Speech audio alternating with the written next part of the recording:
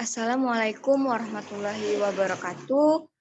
Perkenalkan kami dari kelompok 4 ingin mempresentasikan hasil kelompok kami yang berjudul Akuntansi Pajak atas liabilitas baik, liabilitas jangka pendek maupun liabilitas jangka panjang dan akuntansi pajak atas pendapatan. Yang beranggotakan saya sendiri selaku moderator Ananda Putri Pramesti dan rekan saya Nadila Ania Putri dan Syarani Rusli.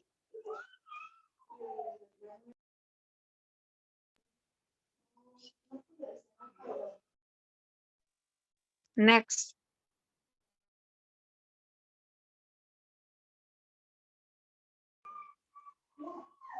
Dari segi ekonomi, akuntansi pajak dan berkaitan hitungan, pelaporan dan pengungkapan dalam suatu perekonomian. Liabilitas dan ekuitas dapat dikaji dari aspek akuntansi komersial maupun aspek akuntansi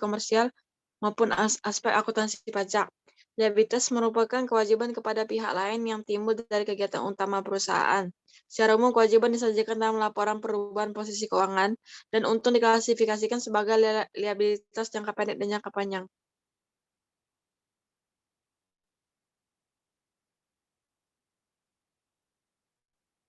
Menurut PSAK 57, liabilitas merupakan hutang perusahaan masa kini yang timbul dari peristiwa masa lalu yang penyelesaiannya dapat mengakibatkan arus keluar sumber daya entitas yang mengandung manfaat ekonomi. Menurut FASB, liabilitas merupakan pengorbanan manfaat ekonomi masa mendatang yang mungkin timbul karena kewajiban sekarang suatu entitas untuk menyerahkan aktiva atau memberikan jasa kepada entitas lain di masa mendatang sebagai akibat transaksi masa lalu.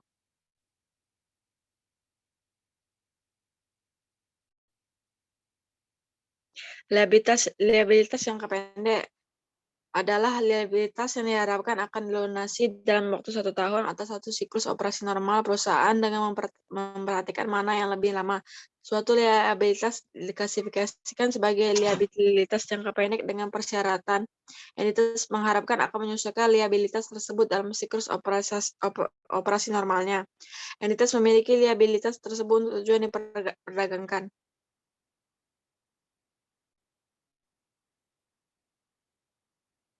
Liabilitas jangka panjang merupakan liabilitas yang jatuh temponya lebih dari 1 tahun buku dan sumber pembayarannya tidak diambil dari aktiva lancar. Liabilitas jangka panjang biasanya dicatat berdasarkan perjanjian kredit meliputi jumlah pinjaman yang disetujui, tingkat atas suku bunga, angsuran dan tanggal jatuh tempo, dan barang jaminan.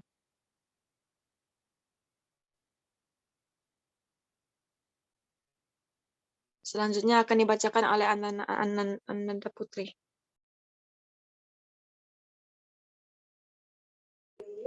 Liabilitas dapat pula ditinjau dari sudut nilai. Jumlah telah pasti atau jumlahnya merupakan taksian pada umumnya utang perusahaan tergolong pada kelompok ini karena jumlah serta statusnya telah ditetapkan dalam perjanjian. Contoh utang dagang, wesel, bayar, dan sebagainya.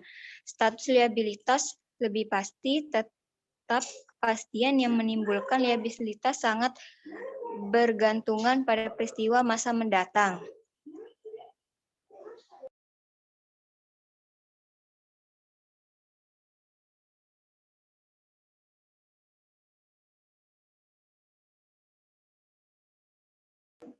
Hutang dagang dengan jaminan.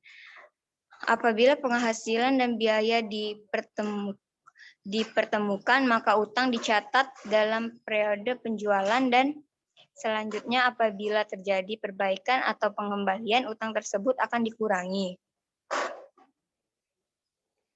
Wesel bayar atau utang wesel. Utang wesel adalah kewajiban kepada pihak lain yang dibuktikan dengan janji tertulis tanpa syarat untuk membayar sejumlah uang tertentu pada tanggal yang telah ditentukan. Utang wesel dibagi menjadi 2, yaitu yang pertama utang wesel yang tidak berbunga, yang kedua utang wesel yang berbunga. Utang pajak. Utang pajak mencakup hal-hal yang pertama utang pajak penghasilan yang dibayar sendiri atau PPh pasal 25 dan 29. Yang kedua utang pajak penghasilan yang dipungut atau dipotong dari pihak ketiga atau PPh pasal 21, 22 dan 23. Yang ketiga utang pajak yang wajib dipungut atau dipotong dari pihak ketiga atau PPh pasal 2. 1, 22, 23, dan 26. Yang keempat, utang PPN dan PPNBM. Yang kelima, utang PBB.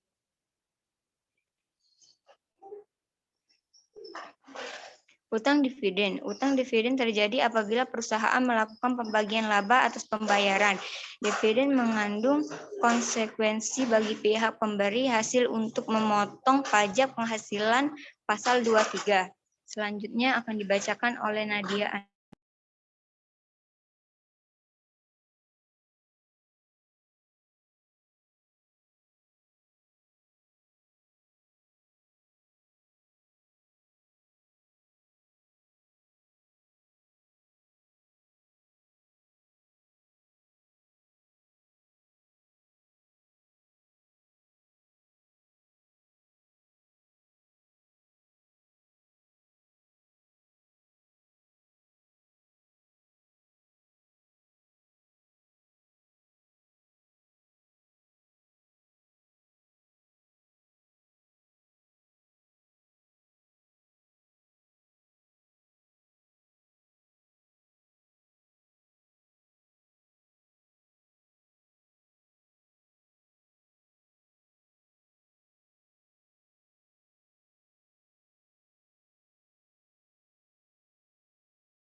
Mik Dila.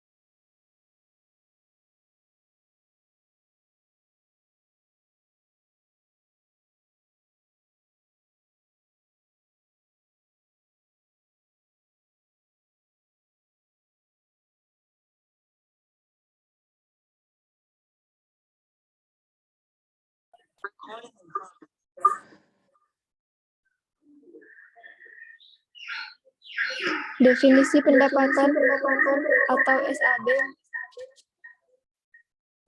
mendefinisikan pendapat dan untung sebagai berikut.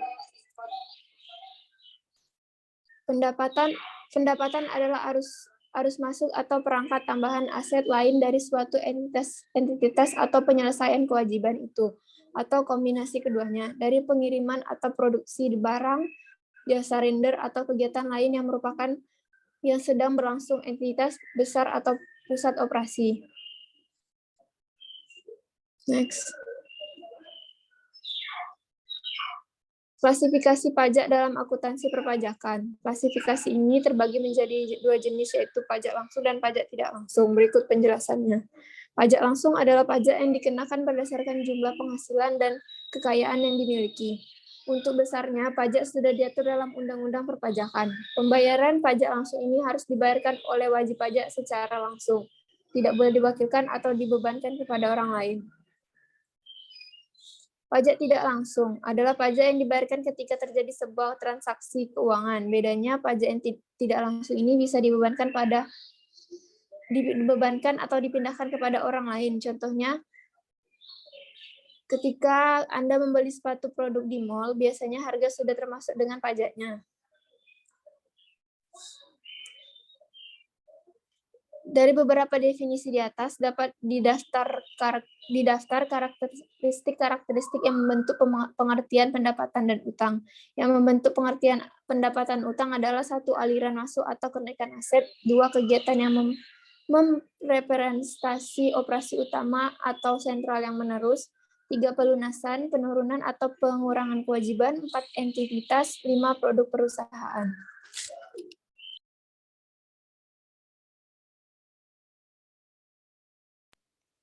Baiklah, itulah hasil presentasi dari kelompok kami. Bila ada kesalahan kata, kami mohon maaf. Kepada Allah kami mohon ampun. Wabillahi taufiq wal hidayah. Assalamualaikum warahmatullahi wabarakatuh.